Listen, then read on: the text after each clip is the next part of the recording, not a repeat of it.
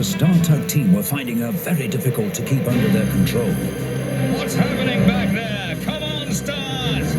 She's not responding, Hercules! The wind's too strong! I can't hold her much longer! More power, everybody! We need another tug! Just one more and do it! Sorry I can't help. I'm needed in case of fire. Come on, lads! Hold it down! Look out, I'm in trouble! Come on, somebody! We're losing it! Will we cross between ship and quayside? This isn't too, you switches! Zebedee!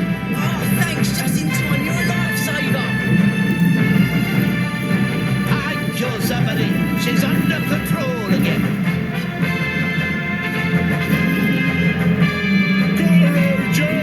Oh, hey, thanks, Zebedee.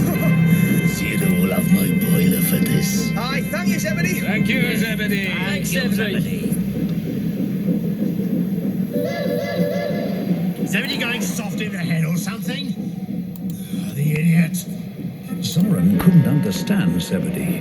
The Zeds were out to beat the Stars, not to help them beat the Z-Stacks.